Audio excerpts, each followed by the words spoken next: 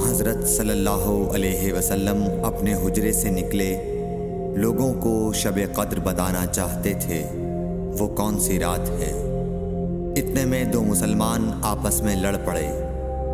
آپ صلی اللہ علیہ وسلم نے فرمایا، میں تو اس لیے باہر نکلا تھا کہ تم کو شب قدر بتلاؤں، اور فلاں فلاں آدمی لڑ پڑے تو وہ میرے دل سے اٹھا لی گئی، اور شاید اسی میں کچھ تمہاری بہتری ہو، تو اب ایسا کرو کہ شب قدر کو رمضان کی 27ویں، 29ویں اور 25ویں رات میں ڈھونڈا کرو۔ نبی علیہ السلام نے فرمایا، قیامت کے دن میرے سب سے زیادہ نزدیک وہ شخص ہوگا جس نے دنیا میں مجھ پہ سب سے زیادہ درود پڑھا ہوگا۔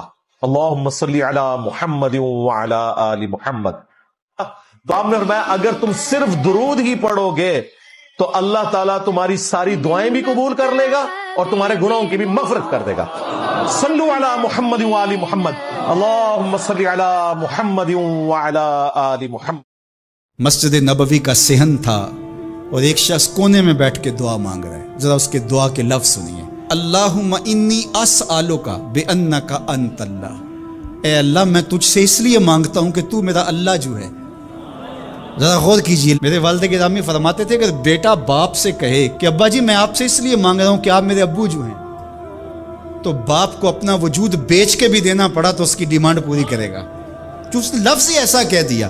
تو بندہ کیا کہہ رہا ہے؟ اللہم انی اسألک بانک انت اللہ، اللہ میں تجھ سے اس لیے مانگ رہا ہوں کہ تو میرا اللہ جو ہے۔ لا الہ الا انت، تیرے علاوہ کوئی ہے بھی تو نہیں۔ انت الاحد الصمد الذی لم یلد ولم یولد، تو ایک ہی ہے، واحد ہے، اور کوئی ہے ہی نہیں جس در پہ جاؤں، کوئی چوکھٹ نہیں ہے جہاں دامن پساروں کر رہا ہوں۔ یہ وہ دعا کر رہا تھا کہ میرے حضور نے سن لی۔ تو ایک صحابی کو فرمایا کہ یہ جو دعا کر رہا اب جو مانگے گا اللہ عطا کرے گا۔ جو بندہ یہ لفظ پڑھتا ہے، آپ بھی پڑھ لیں، جز اللہ انا محمدن صلی اللہ علیہ وسلم ما هو اہلہ، فرمایا جو بندہ یہ لفظ پڑھتا ہے اللہ تعالی 70 فرشتوں کو 1000 دن تک اس مشکل میں ڈالتے ہیں کہ اس کا ثواب لکھے جاتے رہو، لکھی جاتے رہو۔ علیہ السلام کی یہ حدیث ہے، میرا دل کرتا ہے میں اس حدیث کو روز لوگوں کو سنایا کروں، روز سناؤں۔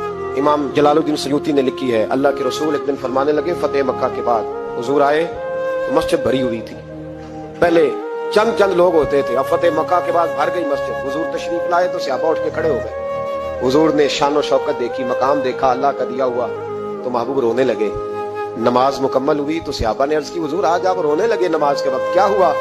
تو محبوب فرمانے لگے مجھے میرے ماں باپ کی یاد آ گئی۔ ایک حدیث میں صرف اماں کے لفظ ہیں، ایک جگہ فرمایا مجھے اپنے، اور فرمایا میرا دل کرتا تھا کاش آج وہ دونوں یا دونوں میں سے ایک ہی موجود ہوتا۔ فرمایا میری اماں موجود ہوتی، میں تمہیں نماز پڑھانے آتا، میں سورہ فاتحہ آدھی پڑھ لیتا۔ الحاوی للفتاوی میں امام سیوطی علیہ رحمہ نے لکھا ہے، فرمایا میں آدھی سورۃ فاتحہ پڑھ لیتا، میری اماں کو کوئی کام یاد آتا، میری ماں آمنہ حجرے کا پردہ سرکا کے کہتی بیٹا محمد میری بات تو سننا، تو نبی پاک فرماتے ہیں اللہ کی عزت کی قسم میں نماز چھوڑ دیتا، پہلے اماں کی بات سن کے آتا۔ یاد رکھو بھائیو، یاد رکھو یہ مرتبہ ہے، یہ مقام۔